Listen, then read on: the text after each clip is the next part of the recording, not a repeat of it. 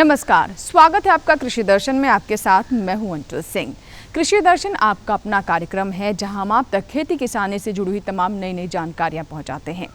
महामारी के इस कठिन दौर में भी हमारे किसान और खेतिहर मजदूर लगातार खेतों में परिश्रम कर रहे हैं और साथ ही सुनिश्चित कर रहे हैं कि हमारे घरों तक भोजन पहुंचता रहे।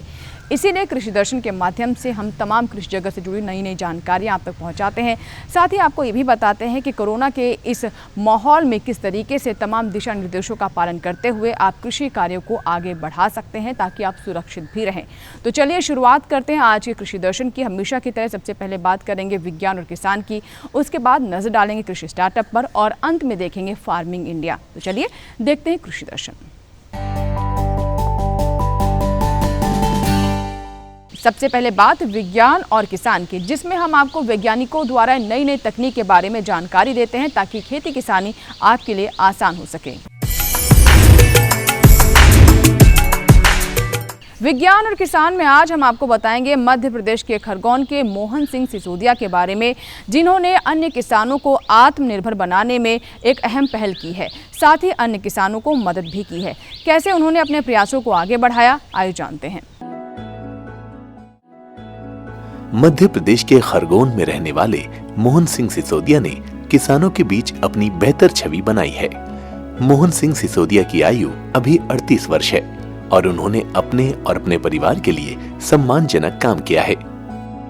सिसोदिया ने 1997 में खरगोन से उच्च माध्यमिक पास की। इसके बाद खेती करने लगे।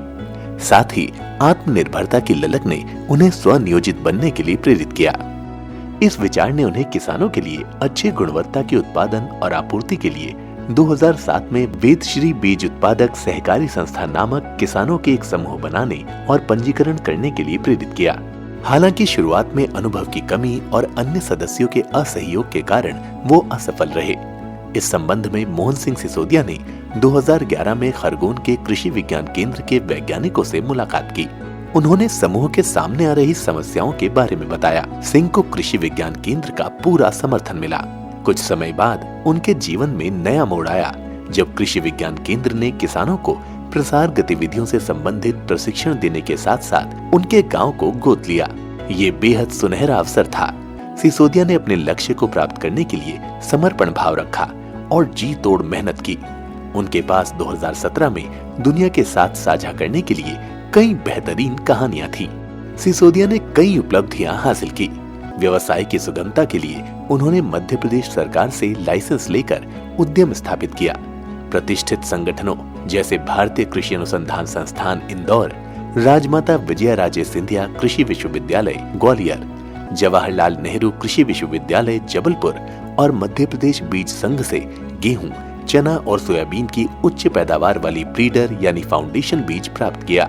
सिसोदिया ने खरगोन जिले के 25 गांवों से लगभग 500 किसानों को संगठित किया और आज वो 2500 एकड़ जमीन में बीज उत्पादन कर रहे हैं। उन्होंने अपने गांव में प्रसंस्करण और पैकेजिंग सुविधा वाले बीज प्रसंस्करण संयंत्र में ग्रेडर, ग्रेविटी सेपरेटर, डेस्टोनेटर, बीज ट्रीटर, 3000 मीट्रिक टन की स्टोरेज क्षमता वाली स्वतः वजन और बैगिंग मशीन यूनिट के साथ साथ सदस्य किसानों से प्राप्त बीज को संसाधित किया। इस प्रक्रिया में central bank of India, IDBI, सहकारी बैंक और नाबार्ड से प्राप्त कुल 2 करोड़ रुपए का ऋण शामिल था। 2011 में कुल 86 पंजीकृत किसान थे और कुल बीज उत्पादन 1109 क्विंटल रहा। 2017 में पंजीकृत किसानों की संख्या 500 तक जा पहुंची और बीज उत्पादन भी बढ़कर 22,314 क्विंटल हो गया। इस संयंत्र ने क्षेत्र में सबसे अच्छे बीज प्रसंस्करण संयंत्र के रूप में काम किया। सिसोदिया द्वारा उत्पादित बीजों की सर्वोत्तम गुणवत्ता के बारे में जानते हुए एक बीज कंपनी ने 2016 में 5000 क्विंटल हाई 1544 गेहूं के बीज का उत्पादन करने के लिए समझौता किया। सिसोदिया न केवल सर्वश्रेष्ठ गुणवत्ता वाले गेहूं के बीज बनाने के लिए अपने लोकप्रिय ब्रांड के निर्माण में सफल रहे, बल्कि 46 कुशल मजदूरों को रोजगार के अवसर प्रदान करने में भी सफल रहे, जो अब अपने और अपने परिवारों के लिए रोटी कमाने में सक्षम हैं। अब सिसोदिया का उद्यम आसपास के लगभग 100 गांवों तक फैल गया है और उनसे 2000 से भी अधिक किसान जुड़ गए हैं। सिसोदिया का सालाना कारोबार 6 करोड़ 26 लाख रुपए तक जा पहुंचा है, जिससे हर साल 16,18,000 रुपए का शुद्ध लाभ हो रहा है। मोहन सिंह सिसोदिया ने किसानों के लिए मिसाल कायम की है, रोजगार के लिए एक नया मार्ग प्रशस्त किया है। यूं कहा जाए कि उन्नति का दरवाजा खोला है। सिसोदिया ने जो काम किए हैं उससे प्रेरणा लेकर खरगोन ही नहीं, दूसरे इलाकों के किसान भी उन्नत खेती करने लगे हैं।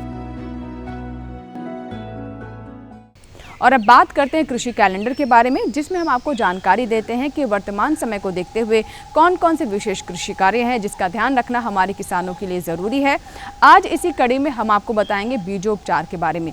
जी हाँ, किस तरीके से आप बीजोपचार करें ताकि अच्छी पैदावार आपको प्राप्त हो सके, और ऐसे में कौन सी खास बातें हैं जिसका ध्यान रखना ज़रूरी है, विशेषज्ञों की राय क्या है, आइए जानते हैं। बुआई से पूर्व बीज उपचार। किसान भाई, बुवाई करने से पहले उपज के बीजों में सही प्रकार से बीज उपचार का कार्य कर लें।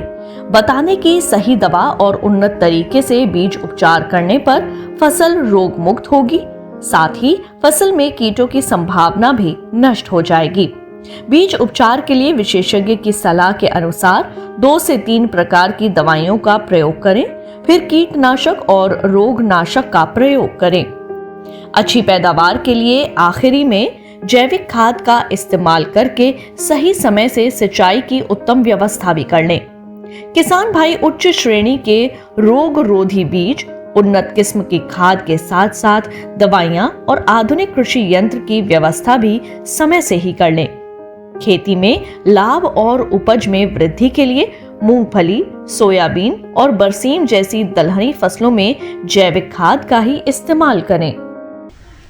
तो ये था हमारा कृषि कैलेंडर, जिसमें हमने आपको जानकारी दी बीज उपचार के बारे में, जिसमें हमने आपको बताया कि कैसे आप बीजों को रोग मुक्त कर सकते हैं, उनकी गुणवत्ता बढ़ा सकते हैं। इसी के साथ ही वक्त हुआ एक छोटे से ब्रेक का। ब्रेक के बाद जब वापस आएंगे तो बात करेंगे कृषि स्टार्टअप की। कहीं मत जाइएगा, बने रहे कृषि दर्शन के साथ।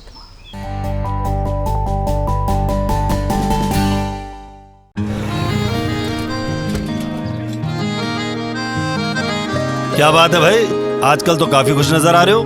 क्यों ना हो, अब मैं ऑर्गेनिक खेती जो कर रहा हूँ ये पूरा प्राकृतिक है, ऑर्गेनिक है। इसमें हमारे खेत, हमारी फसल और हमारी जेब सब फायदे में होते हैं, और इसमें लागत भी कम है।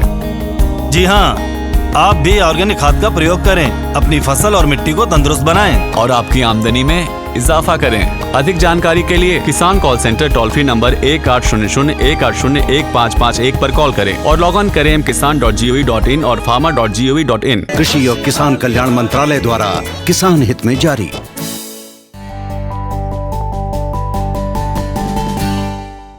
ब्रेक के बाद एक बार फिर आपका स्वागत है। आप देख रहे हैं कृषि दर्शन। आइए अब देखते हैं कृषि स्टार्टअप। कृषि स्टार्टअप में आज हम बात करेंगे धान फसल में क्रांति के जनक और साथ ही किसानों के महानायक, जिन्हें पद्मश्री और पद्म भूषण सम्मान से नवाजा गया है। जी हम बात कर रहे हैं महादेव अप्पा के बारे में। धान की बात करें तो इसकी फसल हमारे देश में बड़े पैमाने पर ली जाती है और विश्व में भी मुख्य खाद्य फसलों में से गिना जाता है। तो आइए देखते हैं महादेव अप्पा की कामयाबी की कहानी। भारत देश के जाने माने कृषि वैज्ञानिक और पादप प्रजनक महादेव अप्पा को देश में संकर धान की क्रांति का जनक माना जाता है। संकर धान की शोध पर अपनी जिंदगी के 50 साल से ज्यादा का वक्त देने वाले महादेव अप्पा को इसीलिए ये देश राइस महादेव अप्पा के नाम से भी जानता है। महादेव अप्पा ने अपनी शोध से इस देश के किसानों को प्रगति के पथ पर कामयाबी के साथ चलना सिखाया है। न सिर्फ किसानों को बल्कि इस देश में खाद्य सुरक्षा की गारंटी को भी महादेव अप्पा ने मजबूती दी है। महादेव अप्पा ने इस देश में धान की ऐसी 9 उच्च उत्पादकता वाली संकर किस्मों का विकास किया, जिससे धान की रुकी हुई उत्पादकता में चमत्कारिक परिणाम मिले। जो किसान धान की उपज को लेकर निराश हो चुके थे, उनके खेतों में नई रौनक लौटाने का काम महादेव अप्पा ने किया है। किसानों के महानायक महादेव अप्पा भारत देश में संकर धान इजाद करने वाले और उसे खेतों में उगाने वाले पहले वैज्ञानिक हैं। भारत में संकर धान प्रौद्योगिकी के विकास और उसके उपयोग के प्रयास 1970 के दशक के आरंभ में भारतीय कृषि अनुसंधान संस्थान में प्रारंभ हुए, लेकिन 70 के दशक में संकर धान बिल्कुल नया था, देश के किसानों के लिए भी और वैज्ञानिकों के लिए भी। महादेव अप्पा इसी दौरान स्वपरागित धान की फसल में संकर किस्म का सपना सच करने की कोशिशों में जुटे थे। इस दिशा में क्रमबद्ध अनुसंधान कार्य 1989 में भारतीय कृषि अनुसंधान परिषद की एक मिशन मोड परियोजना के तहत प्रारंभ हुआ। इस परियोजना के फलस्वरूप लगातार अनुसंधान होने से देश में धान की अनेक संकर किस्में विकसित हुई, जिसमें से तकरीबन 2 दर्जन से ज्यादा किस्मों को आधिकारिक तौर पर जारी किया जा चुका है। इस कामयाबी का श्रेय किसी और को नहीं, महादेव अप्पा को ही जाता है। महादेव अप्पा धारवाड़ कृषि विश्वविद्यालय के वाइस चांसलर रह चुके हैं। साथ ही ICAR के अंतर्गत आने वाले कृषि वैज्ञानिक भर्ती बोर्ड के चेयरमैन भी रह चुके हैं। इसके अलावा Mahadev Appa National Academy of Agriculture Science के निर्वाचित सदस्य भी रहे हैं। महादेव अप्पा को 1972 में KKM अवार्ड, 1981 में हुकर अवार्ड, कर्नाटक सरकार की तरफ से 1984 में राज्योत्सेवा अवार्ड, 1989 में नागम्मा दत्तात्रेय अवार्ड, 1996 में सर छोटूराम अवार्ड, बसवा गुरु करुण्य अवार्ड और 86 में ही महादेव को Bharat Ratna M Visvesvaraya memorial award मिला है। और फिर साल 2005 में उनकी कड़ी मेहनत और लगन और खेती में योगदान के लिए भारत सरकार ने उन्हें पद्मश्री और पद्म भूषण से सम्मानित किया है। महादेव अप्पा का जन्म 4 अगस्त 1937 में कर्नाटक में मैसूर के एक छोटे से गांव माधापुरा में हुआ है। इनकी परवरिश एक मध्यम वर्गीय परिवार में हुई। शुरुआती शिक्षा गांव के सरकारी स्कूलों में हुई। बचपन से ही पढ़ाई की लगन थी। कुछ अच्छा करने की ललक ने महादेव अप्पा को पढ़ाई के लिए हमेशा प्रेरित किया। कुछ नया करने और सीखने की चाहत ने ही महादेव अप्पा को देश और दुनिया में अलग नाम दिया। 1965 में तमिलनाडु यूनिवर्सिटी के कोयम्बटूर एग्रीकल्चर कॉलेज से महादेव अप्पा ने पहली PhD की थी। महादेव अप्पा ने मैसूर के सेंट्रल फूड टेक्नोलॉजी को ज्वाइन किया। मैसूर में महादेव अप्पा ने राइस पॉलिशिंग पर काम करना शुरू किया। इसके अलावा महादेव अप्पा ने ब्राउन राइस और पॉलिश्ड राइस में पोषण और पोषण की मात्रा पर भी काम करना शुरू किया। मैसूर में सेंट्रल फूड टेक्नोलॉजी में धान पर 2 साल का शानदार अनुभव लेने के बाद महादेव अप्पा बेंगलुरु कृषि विश्वविद्यालय में राइस ब्रीडर यानी धान प्रजनक बन गए। संकर धान के वजूद में आने की कहानी यहीं से शुरू हुई। महादेव अप्पा ने अपनी टीम की मदद से कई प्रजातियों का विकास किया, जिनमें सबसे पहली किस्म थी मधु। मधु धान की वो किस्म थी जो जल्दी पकने वाली थी। ये किस्म जैसे ही किसानों के खेतों में पहुंची, इसने तहलका मचा दिया। स्वपरागित फसलों में संकर किस्म की संभावना की खोज ने महादेव अप्पा को हिंदुस्तान के तमाम कृषि वैज्ञानिकों में एक अलग पायदान पर खड़ा करवा दिया। इसके बाद महादेव अप्पा को फिलीपींस में इंटरनेशनल राइस रिसर्च इंस्टीट्यूट में तकरीबन 2.5 साल काम करने का मौका मिला।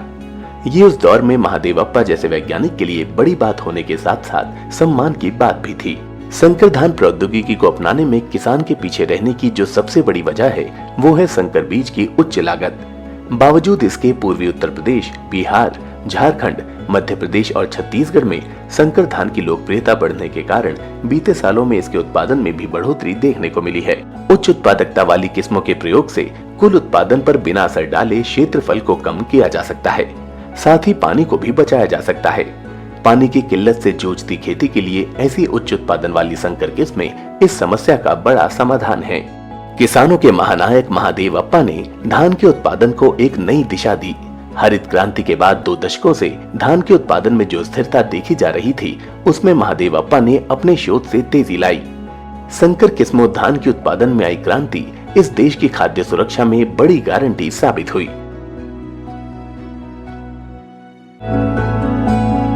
कोरोना महामारी ने हर किसी की चुनौतियों को बढ़ा दिया है, लेकिन इसके बाद भी हमारे किसान, हमारे खेतीहर मजदूर लगातार खेतों में कार्य कर रहे हैं और साथ ही सुनिश्चित कर रहे हैं कि हमारे घरों तक भोजन पहुंचता रहे।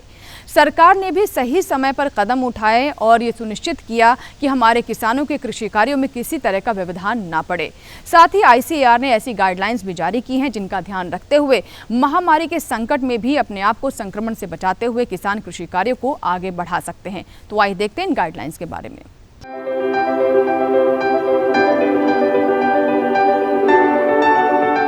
किसान फसल भी काटेंगे और फिर उसे बाजार भी लेकर जाएंगे। ये ऐसे काम है जिन्हें कोरोना संकट के बीच भी टाला नहीं जा सकता। किसानों का काम भी चलता रहे और बीमारी का फैलाव भी ना हो, इसके लिए कई तरह की सावधानियां अन्नदाता को अपनानी होंगी, जैसे बार बार साबुन से हाथ धोना, सामाजिक दूरी बनाए रखना, चेहरे पर मास्क लगाना, औजारों और मशीनों की साफ सफाई का ख्याल रखना, यानी मशीनों को सैनिटाइज करते रहे। इसी तरह परिवहन वाहनों, जूट बोरों या दूसरे पैकेजिंग सामान को भी इस्तेमाल से पहले सैनिटाइज करें। बेहतर होगा कि ज्यादातर काम मशीनों से किया जाए और मशीन के पास केवल आवश्यक संख्या में ही मजदूरों को जाने दिया जाए। जिन हिस्सों में कटाई या चुनाई का काम हाथों से हो रहा है, वहां 4 से 5 फीट की पट्टियों में काम करें। इससे मजदूरों के बीच दूरी बनाने में मदद मिलेगी। जहां तक संभव हो, कृषि कार्य समय अंतराल पर करें ताकि बहुत ज्यादा मजदूर इकट्ठा ना हो। काम पर जाने पहचाने लोगों को ही लगाए और उनसे भी जरूरी पूछताछ कर ले ताकि संदिग्ध या विषाणु वाहक शख्स से बचा जा सके। कटाई के बाद फसल का संग्रहण 3 से 4 फीट की दूरी पर छोटी छोटी ढेरियों में किया जा सकता है। साथ ही खेत के स्तर पर प्रसंस्करण के दौरान प्रति ढेरी 1 से 2 व्यक्तियों दिया जाना चाहिए। गेहूं, मक्का और मूंगफली के लिए उपयोग में लाए जाने वाले थ्रेशर की भी उचित साफ सफाई करें। मशीनों के जिन हिस्सों को बार बार हाथ से छूने की जरूरत पड़ती हो, उन्हें साबुन से धोते रहें। तो अभी आपने जाना कि किस तरह से किसानों की सुविधा के लिए सरकार की तरफ से महत्वपूर्ण कदम उठाए गए हैं ताकि बुआई और कटाई सुनिश्चित की जा सके। इसी के साथ ही वक्त हुआ एक छोटे से ब्रेक का, लेकिन ब्रेक के बाद जब वापस आएंगे तो बात करेंगे फार्मिंग इंडिया की। कहीं मत जाइएगा, बने रहे कृषि दर्शन के साथ। छोटा सा ब्रेक।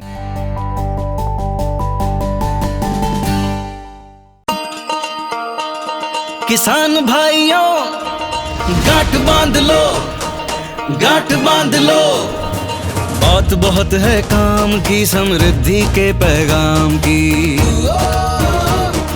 मिट्टी के मिजाज को समझो, मिट्टी के हर राज को समझो। मिट्टी की तुम जांच कराओ, मुफ्त सॉइल हेल्थ कार्ड ले जाओ। कभी मुनासिब बीज लगाओ, सही किस्म की खाद ले आओ। जितनी जरूरी उतनी डालो, सही मात्रा खुद पहचानो। इसको अपना मंत्र बना लो, मिट्टी की सेहत तो जानो। बात बहुत है काम की, कम लागत अधिक वरदान की। किसान भाइयों, गांठ बांध लो। आज ही मिट्टी की जांच कराएं। राज्य सरकार के कृषि अधिकारी से संपर्क करें और मुफ्त में सॉइल हेल्थ कार्ड पाएं। कृषि और किसान कल्याण मंत्रालय द्वारा किसान हित में जारी। ब्रेक के बाद एक बार फिर आपका स्वागत है। आप देख रहे हैं कृषि दर्शन। चलिए कार्यक्रम को आगे बढ़ाते हैं और अपने अगले सेगमेंट यानी फार्मिंग इंडिया की बात करते हैं, जहां अब तक हम पहुंचाते हैं कृषि जगत से जुड़ी तमाम हलचलों की जानकारियां। तो अभी आपने जाना कि किस तरीके से उत्तर पूर्वी राज्यों में कृषि और प्रसंस्कृत खाद्य उत्पादों की निर्यात क्षमता को बढ़ाने के लिए महत्वपूर्ण कदम उठाया गया है। बढ़ते हैं आगे और अब बात करते हैं भारतीय कृषि अनुसंधान परिषद की सलाह के बारे में। जी हां, हमारी सरकार और वैज्ञानिक लगातार किसानों की बेहतरी के लिए कदम उठा रहे हैं। इसी कड़ी में आज हम आपको बताएंगे भिंडी फसल के बारे में। जी हां, भिंडी की कैसे अच्छी फसल आप प्राप्त कर सकते हैं और कैसे इसकी गुणवत्ता को बढ़ा सकते हैं, किस तरीके से तमाम बातों का ध्यान रखते हुए भिंडी की अच्छी फसल हमारे किसान प्राप्त करें। आइए जानते हैं विशेषज्ञ से।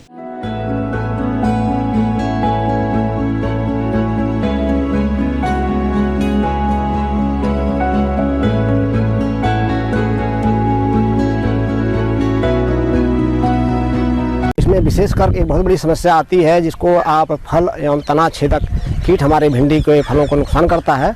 इससे काफ़ी संख्या में जो हमारे फल हैं वो बाजार में विक्रय के योग्य नहीं रह जाते हैं। तो इस समस्या के निदान के लिए किसान भाइयों, इसके लिए एक फेरोमोन ट्रैप आता है, इसको आप अवश्य लगाएं और 20-25 ट्रैप प्रति हेक्टेयर की दर से लगाए जाते हैं। इसी तरीके से अगर जो आपके फल छेदक कीट वाले प्रभावित जितने भी फल मिलते हैं, जब हार्वेस्टिंग आप करते हैं, तुड़ाई करते हैं, तो उस समय ऐसे फलों को अलग कर दीजिए। और जो तने हैं प्रभावित, जिस तनों में मुरझाया हुआ दिखेगा और जहाँ पर कीट ने आपको नुकसान पहुँचाया होगा, वो तने को कीट के साथ ही काट करके उतना पोर्शन उसको भी खेत के किनारे में कहीं गड्ढा खोद करके उसमें आप दबा दिया करिए, जिससे कीट पुनः खेत में न फैल सके। और इसके अलावा एक येलो स्टिकी ट्रैप होता है, इसको पीला चिपचिपा गत्ता कहते हैं, आप इसको बना भी सकते हैं। प्लास्टिक की शीट पे कोई आप जो चिपचिपा पदार्थ है आप लगा सकते हैं, अरंडी का तेल लगा सकते हैं और इस तरह की चीज़ों को लगा करके उसको खेत में टांग देंगे तो उसमें बहुत सारे कीड़े चिपक जाते हैं। तो इससे आप इन तरीकों का भी अपने खेत में अपनाया करिए, इससे कीटों का नियंत्रण होता रहता है। और साथ साथ मैं आपको एक और कहूँगा कि नीम का तेल या नीम का अर्क होता है, ये भी बाज़ार में मिलता है, इसको भी आप इस्तेमाल किया करिए, क्योंकि ये रासायनिक तरीके नहीं हैं, ये काफ़ी सुरक्षित तरीके हैं। तो इसमें आप अपने 8 से 10 दिन के अंतराल पे अपने खेत में इस तेल का, नीम का आप छिड़काव करते रहिए। और इसके अलावा अगर आपको लगता है कि समस्या ज़्यादा है तो आपको एक दवा बता देता हूँ, एक स्पिनोसेड दवा है, ये काफ़ी सुरक्षित दवा है। इसकी करीब 1 मिलीलीटर मात्रा को 3 लीटर पानी में घोल बनाकर आप इसको छिड़काव कर लेंगे। इसके अलावा किसान भाई आप देखेंगे कि कुछ पत्तियां आपको सिकुड़ी हुई दिखती हैं, कभी कभी पत्तियों में जला हुआ दिखता है, तो किसान भाई सोचते हैं क्यों जल रहा है पत्तियां ये, तो आप देखेंगे उसके नीचे एक कीट होता है जिसको जैसिड कहते हैं या लीफ हॉपर, जो फुदका भी आप लोग बोलते हैं। तो पत्ती के नीचे हरा सा छोटा कीट होगा, उसको अगर छुएंगे तो टेढ़ा सा मूवमेंट होगा, चलेगा टेढ़ा सा, सीधा नहीं चलता है। तो इस कीट के नियंत्रण के लिए आपको 2 दवाओं का इस्तेमाल करना पड़ेगा। एक इमिडाक्लोप्रिड होती है, इसकी 1 मिलीलीटर मात्रा को करीब 3 लीटर पानी में घोल बना करके आप छिड़काव कर सकते हैं अपने खेत में। और इसके 8-10 दिन के अंतराल पे आप एक एसिटामाइप्रिड दवा होती है, इसकी भी 1 ग्राम मात्रा को 3 लीटर पानी में घोल बना करके इस दर से आप अपने खेत में छिड़काव कर सकते हैं। तो इस कीट से आपका नियंत्रण हो जाएगा। और तीसरी समस्या अभी किसान भाइयों को गर्मी जब बढ़ जाती है तो इसमें एक रेड स्पाइडर माइट्स आता है, एक छोटी सी चींटी होती है पत्ते के नीचे, आप देखेंगे आप कहीं कहीं पौधों पर जाला बना हुआ दिखेगा आपका पत्तियों के नीचे। तो अगर इस तरह का आपको कहीं पौधा दिखता है और इसमें ज़्यादा प्रभावित पौधे हैं, ऐसे पौधों को आप उखाड़ करके गड्ढा खोद करके उसमें दबा देंगे और बाकी पौधों में आप एक दवा का छिड़काव करेंगे जिसमें स्पाइरोमेसिफेन एक दवा है। इसकी आप 2 मिलीलीटर मात्रा को करीब 8 से 10 लीटर पानी में आप घोल बना करके छिड़काव कर देंगे तो आपका इससे निदान हो सकता है। और ये दवा अगर उपलब्ध नहीं है तो डाइकोफाल एक दवा होती थी, अभी भी मिलती है बाज़ार में, उसकी भी आप करीब 2 मिलीलीटर मात्रा को प्रति लीटर पानी में घोल बनाकर छिड़काव कर देंगे तो आपसे इससे निदान हो जाएगा। तो ये चीज़ों का करते रहेंगे तो आपके फसल को कीटों से कम हानि होगी और आपका उत्पादन बढ़ेगा और अभी भी आपकी पैदावार आपकी फसल में आती रहेगी।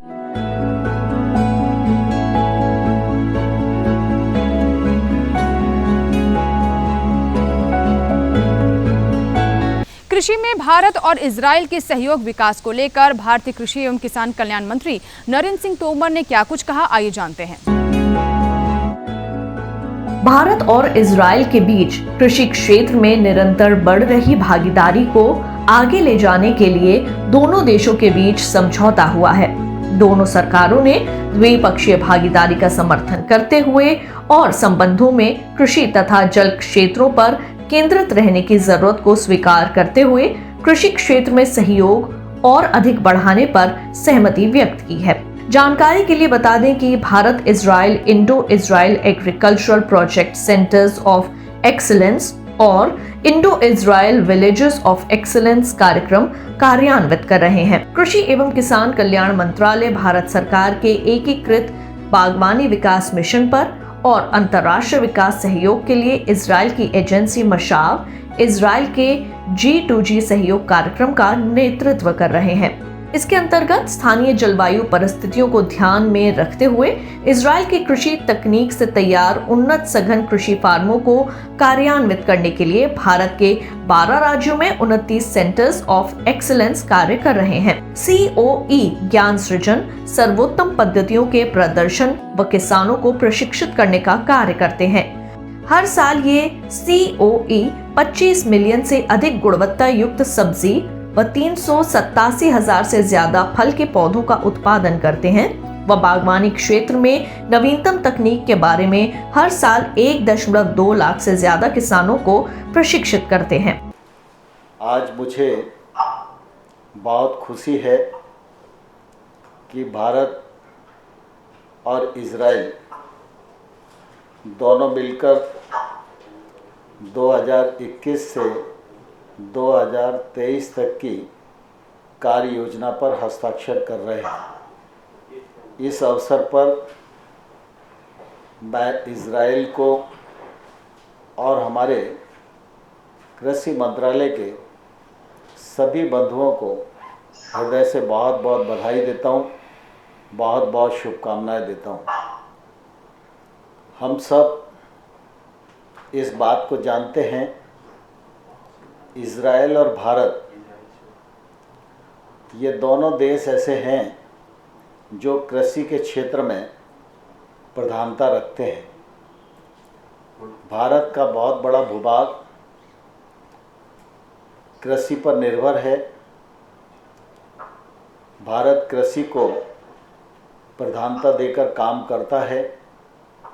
भारत सरकार की कृषि हितैषी नीतियाँ, उससे निश्चित रूप से कृषकों के जीवन स्तर में भी बदलाव आ रहा है और कृषि मुनाफे की ओर बढ़ रही है और कृषि के क्षेत्र में काम करने वाले हमारे किसान भाइयों की आमदनी बढ़े, यह प्रधानमंत्री जी का दृढ़ संकल्प है।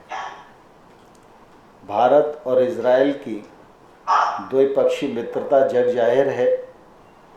इससे पूर्व भी हम सब लोग मिलकर इस दिशा में कार्य करते रहे हैं। इजराइल की कृषि के क्षेत्र में तकनीक के कायल सभी लोग हैं और भारत भी इजराइल के साथ मिलकर लगातार इस बात की कोशिश कर रहा है कि आपका सहयोग हमें मिले और बागवानी के क्षेत्र में हम अपनी अग्रणी भूमिका का निर्वाह अपने देश में भी कर सकें। इस कार्यक्रम का लक्ष्य मौजूदा COE को बढ़ाना, नए केंद्र स्थापित करना, COE की वैल्यू चेन को बढ़ाना, सेंटर्स ऑफ एक्सीलेंस को आत्मनिर्भर बनाना और निजी क्षेत्र की कंपनियों तथा सहयोग को प्रोत्साहित करना है। अभी आपने जाना कि किस तरीके से कृषि अवसंरचना से किसानों को आर्थिक लाभ होगा और साथ ही कृषि के क्षेत्र को गति मिलेगी। बढ़ते हैं आगे, बात करते हैं मोबाइल ऐप के बारे में। जी हाँ, इस भाग में हम आपको कृषि संबंधी तमाम नई ऐप्स के बारे में जानकारी देते हैं ताकि हमारे किसान अपने फ़ोन पर ही कृषि संबंधी जानकारियों को ले सकें। आज इसी कड़ी में हम आपको बताएंगे फार्म ट्री ऐप के बारे में। तो आइए देखते हैं क्या है इसमें विशेष। फार्म ट्री मोबाइल ऐप किसानों के लिए अनुकूल द्विभाषी ऐप है जो खेती किसानी समझने के लिए एक बेहतर ई प्लेटफॉर्म प्रदान करता है। इस ऐप में कृषि जिंसों के सामान्य नाम, वानस्पतिक नाम, संभावित क्षेत्र, नर्सरी तकनीक, रोपड़ तकनीक, परिचालन संचालन, उपयुक्त कृषि उत्पाद, वृक्ष सुरक्षा, उपज की जानकारी के साथ साथ उपयोग और सामग्री की उपलब्धता जैसे विभिन्न पहलू शामिल हैं। ये ऐप किसानों द्वारा उगाई जाने वाली 20 से भी अधिक साधारण कृषि वानिकी वृक्ष प्रजातियों की बुनियादी जानकारी प्रदान करता है। ये ऐप वानिकी पेशेवरों, प्रकृतिवादियों, वन विभाग के कर्मियों, कृषि छात्रों और किसानों के लिए मददगार है। ये ऐप अपने यूजर्स के लिए विशेषज्ञों से संपर्क करने, सार्वजनिक मंच पर चर्चा करने और कृषि वानिकी वृक्ष प्रजातियों की तस्वीरें भी उपलब्ध कराता है।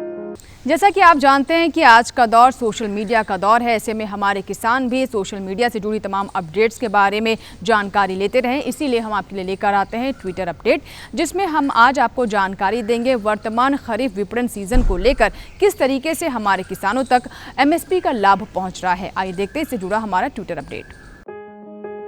महामारी के मुश्किल समय में भी MSP पर खरीद सुचारू रूप से जारी है। गेहूं की खरीद में पिछले वर्ष की समान अवधि की तुलना में वर्तमान रबी विपणन सीजन 2021-22 में 17% अधिक गेहूं की खरीद हुई। वर्तमान रबी विपणन सत्र में लगभग 39.55 लाख किसानों से न्यूनतम समर्थन मूल्य पर 382.35 लाख मैट्रिक टन गेहूं खरीदा गया। वहीं वर्तमान खरीफ विपणन सीजन 2020-21 में 760.06 LMT रबी फसल और खरीफ फसल धान की खरीद हुई। MSP पर 6,76,103.57 मैट्रिक टन दलहन और तिलहन की खरीद से 3,543.67 करोड़ रुपए की आय हुई है और इससे 4,04,224 किसान लाभान्वित हुए हैं। इसी के साथ ही हमारे आज के कार्यक्रम में फिलहाल इतना ही। उम्मीद करते हैं कि हमारे किसान अपने सुझाव हम तक जरूर पहुंचाएंगे। इसी के साथ ही आज के दूरदर्शन किसान के कृषि दर्शन में फिलहाल इतना ही। नए अंक में नई जानकारियों के साथ फिर होगी आपसे मुलाकात, लेकिन आप बने रहें दूरदर्शन किसान के साथ। नमस्कार।